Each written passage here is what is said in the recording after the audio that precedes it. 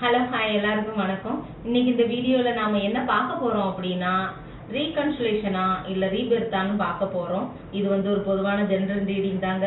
யாருக்கு பொருந்துதோ அவங்க மட்டும் எடுத்துக்கோங்க, மற்றவங்க அப்படியே விட்டுடுங்க. வீடியோல கனெக்ட் ஆகிறதுக்கு லைக் பண்ணிட்டு பாருங்க, மறக்காம ப்ளீஸ் சப்ஸ்கிரைப் பண்ணிட்டு பாருங்க அண்ட் ஷேர் அண்ட் கமெண்ட் பண்ணுங்க. இது ஒரு டைம்லெஸ் ரீடிங் தாங்க. நீங்க யார் எப்போ பாக்குறீங்களோ அப்போ அது உங்களுக்கான ரீடிங் நாங்க எடுத்துக்கலாம். நான் பொண்ணுன்றதுனால அதுக்கு ஏற்ற மாதிரி பேசுகிறேன். ரீடிங் பார்க்குற நீங்கள் பையனாக இருந்தீங்கன்னா அதுக்கு ஏற்ற மாதிரி சேஞ்ச் பண்ணி எடுத்துக்கோங்க. இப்போ ரீடிங்குள்ளே போயிடலாம்.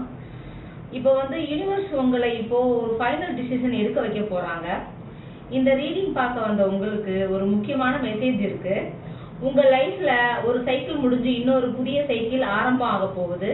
சில பேருக்கு லவ் சுச்சுவேஷன், சில பேருக்கு செப்பரேஷன், சில பேருக்கு ட்வின் ஃப்ளேம் கனெக்ஷன் மாதிரி இருக்கலாம்.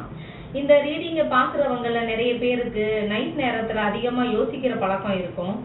இல்லை நீலம், கருப்பு, வெள்ளை கலர் ஜாஸ்தி யூஸ் பண்ணுறவங்களும் இருக்கலாம். இந்த ரீடிங்கை பார்க்குற உங்களில் சில பேர் கடந்த ஒரு வருஷமாக ரொம்ப சைலண்டாக கஷ்டப்பட்டு இருக்கீங்க. நீங்கள் அழுததை யாரும் பார்க்கல, நீங்கள் தனியாக உட்காந்து யோசிச்சதை யாரும் கேட்கல. ஆனால் இப்போ ஒரு விஷயம் நடக்குது. உங்களை இக்னோர் பண்ணவங்க, உங்களை மதிக்காதவங்க, உங்களை ரீப்ளேஸ் பண்ணணும்னு நினைச்சவங்க இப்போ உங்களை திரும்பி கவனிக்க ஆரம்பிச்சிருக்காங்க. நம்ம இப்போ இந்த கார்ட்ஸ்குள்ளே போயிடலாமா? ஃபர்ஸ்ட் நமக்கு ஸ்டார் கார்டுங்க. இந்த கார்டு ஹோப் கார்டுன்னு தான் சொல்லுது. நீங்கள் ஒரு கட்டத்தில் ரொம்ப உடைஞ்சு போயிருந்தீங்க. உதாரணத்துக்கு அவர் திரும்ப எனக்கு மெசேஜ் பண்ணுவாரா, இந்த ரிலேஷன்ஷிப்பை காப்பாற்ற முடியுமா, நான் மட்டும் ஏன் இவ்வளவு கஷ்டப்படுறேன் அப்படின்னு அழுத இரவுகள்லாம் இருக்கலாம். ஆனால் யூனிவர்ஸ் சொல்கிறாங்க, நீங்கள் இழந்தது போல தோணினாலும் உண்மையில் உங்களை நீங்களே கண்டுபிடிக்க போறீங்கன்னு. சில பேருக்கு ஹீலிங் ஆரம்பிச்சிருக்கும்.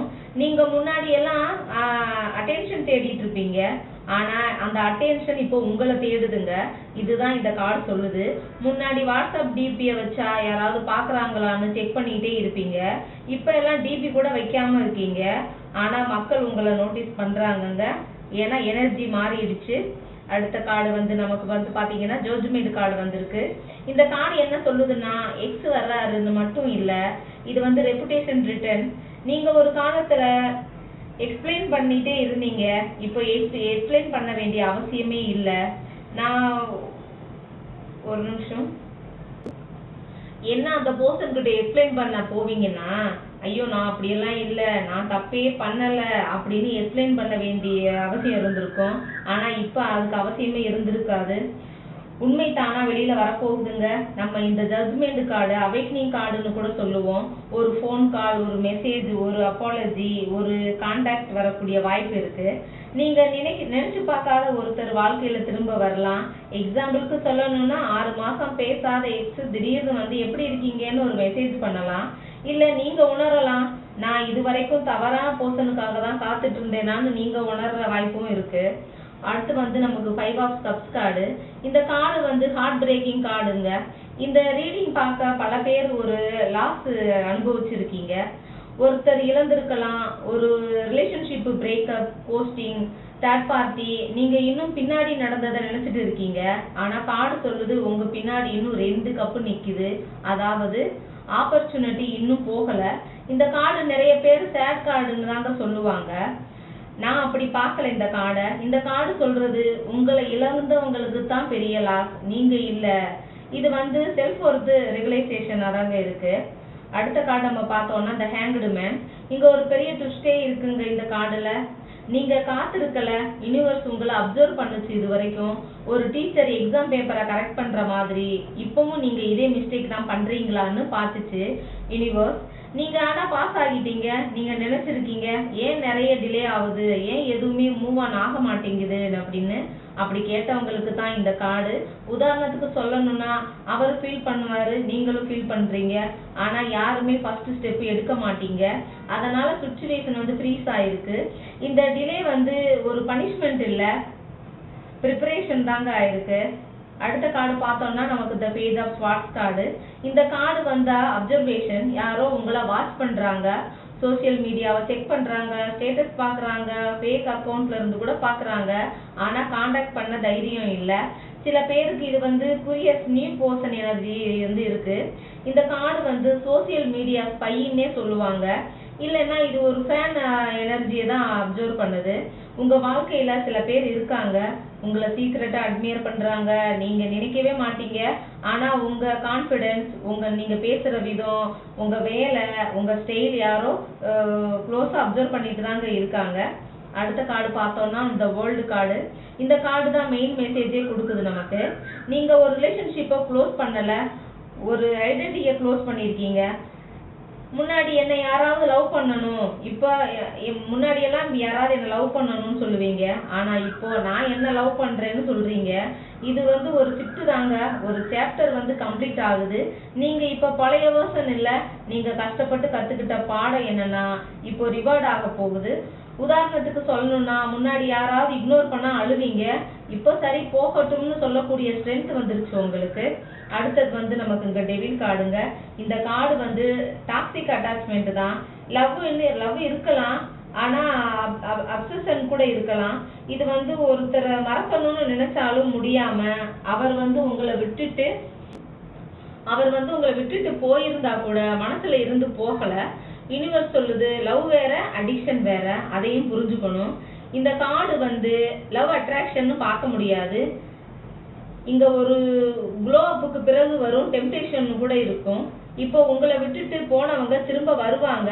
ஆனா இந்த கேள்வி என்னன்னா, நீங்க அக்செப்ட் பண்ணுவீங்களா? அதுதான் டெவிலோட டெஸ்டே. அடுத்த கார்டு பார்த்தோம்னா நமக்கு கிங் ஆஃப் கப்ஸ் கார்டுங்க. இது ஒரு மெச்சூர் பர்சன் எனர்ஜி. உங்களை உண்மையா நேசிக்கிறவர், ஆனா எமோஷனல் வெளியே காட்ட மாட்டாரு. அவருக்கு ஃபீலிங்ஸ் இருக்கு, ஆனா ஈகோவும் கூடவே இருக்கு. உதாரணத்துக்கு சொல்லணும்னா, அவர் தினமும் நினைப்பாரு, ஆனா கால் பண்ண மாட்டாரு. இந்த கார்டு ஜெனின் எமோஷனை தாங்க காட்டுது. இந்த கார்டு சொல்றது என்னன்னா, உங்க பர்சன் உங்களை ரெஸ்பெக்ட் பண்றாரு. லவ் இருக்கலாம், ஆனா ரெஸ்பெக்ட் அதிகமா இருக்கு. இது ஒரு மெச்சூர் கனெக்ஷனை தாங்க காட்டுது. இது ஒரு டிராமா மாதிரி தெரியல, மைண்ட் கேம் மாதிரியும் தெரியல. அடுத்து நம்ம பார்க்க போறது இந்த 6 ஆஃப் கப்ஸ் கார்டுங்க. இந்த கார்டு சொல்றது பாஸ்ட் ரிட்டர்ன், ஆனா ரீயூனியன் இல்ல, க்ளோசருக்காக தான். சிலர் திரும்ப வர்றது பாத்தீங்கன்னா லவ்வுக்காக, சிலர் திரும்ப வர்றது பார்த்தோம்னா மன்னிப்பு கேட்க, சிலரெல்லாம் திரும்பி வர்றது பார்த்தா கர்மாவை கம்ப்ளீட் பண்றதுக்காக இருக்கும். இந்த 6 ஆஃப் கப்ஸ் கார்டே இந்த கார்டை நாம ரீகன்சிலேஷன் கார்டுன்னு தாங்க சொல்லுவோம். இந்த கார்டை பாத்தீங்கன்னா பாஸ்ட் பர்சன் எனர்ஜி தாங்க ரொம்ப ஸ்ட்ராங்கா இருக்கு. School friends, old love, long time, crush, x, யாரோ பழைய கனெக்ஷன் தாங்க திரும்ப வர்றது மாதிரி இருக்கு. சில பேருக்கு சைல்ட்ஹுட் மெமரிஸ் கூட ட்ரிகர் ஆகலாம். அடுத்த கார்டு பார்த்தோம்னா த மூன் கார்டு. இந்த கார்டு சொல்ல வர்றது என்னன்னா, இன்னும் முழு உண்மை வெளியில வரல, சீக்ரெட்ஸ் இன்னும் இருக்கு, கன்ஃபியூஷன் இருக்கு. நீங்க இப்போ அவர் என்ன நினைக்கிறாருன்னு தெரியாம இருக்கலாம். ஆனா மூன் கார்டு சொல்றது அவசரப்பட்டு முடிவு எடுக்காதீங்க, சில உண்மைகள் இன்னும் வெளியில வரணும். இங்க தாங்க நமக்கு வைரல் லைனே இருக்கு. நீங்க இன்னும் கதை நடுவுல தான் இருக்கீங்களா, கடைசி பக்கத்துக்கு இன்னும் போகலன்னு சொல்றாங்க. இந்த ரீடிங்க பாக்குறவங்கல யாராவது கடந்த 40 நாளுக்குள்ள கருப்பு இல்ல நீல கலர் ட்ரெஸ் அதிகமா போட்டிருந்தீங்களான்னு எனக்கு சொல்லுங்க. இந்த மெசேஜ் உங்களுக்கு ரொம்ப ஸ்ட்ராங்கா மேட்ச் ஆகும். இரவு 11 மணிக்கு மேல அதிகமா முழிச்சிட்டு இருக்கிறவங்களுக்கும் இந்த ரீடிங் ஸ்ட்ராங்கா கனெக்ட் ஆகும். ஒரு குட்டி கதை போயிடலாமா? ஒரு பட்டாம்பூச்சி கூட்டுல இருந்து வெளியில வர ரொம்ப போராடிட்டு இருந்துச்சான். ஒருத்தர் அதை பார்த்து பாவப்பட்டு கூட்டுல இருந்து அதுக்கு வெளியில வர்றதுக்கு உதவி பண்ணாராம். பட்டாம்பூச்சியும் வெளியில வந்துச்சான், ஆனா அதனால பறக்க முடியல. ஏன்னா அந்த போராட்டம் தான் அதனோட ரெக்கைக்கு சக்தி கொடுக்கணும். அதை அவன் நிறுத்திட்டான். அதே மாதிரி நீங்க அனுபவிச்ச பெயின், அந்த வெயிட்டிங்கு, அந்த ரிஜெக்ஷனு, அந்த சைலன்ஸு, அதெல்லாம் உங்களை தண்டிக்க வந்தது இல்ல, உங்களை பறக்க வைக்க தான் வந்திருக்கு. உங்களை உடைக்க வந்த விஷயமே உங்களை உயர்த்தும் சக்தியா மாறப்போகுது. நீங்க 7, 16, 25 இந்த தேதியில பிறந்தீங்களான்னு கமெண்ட்ல சொல்லுங்க. இல்லைன்னா கடகம், விருச்சிகம், மீனம், மகரம், துலாம், கும்பம் இந்த ராசி உங்க ராசியான்னு பார்த்து சொல்லுங்க கமெண்ட்ல. இது ராசி பார்த்து சொல்ற ரீடிங் எல்லாம் கிடையாது, கரெக்டா எல்லாருக்குமே பொருந்தும்.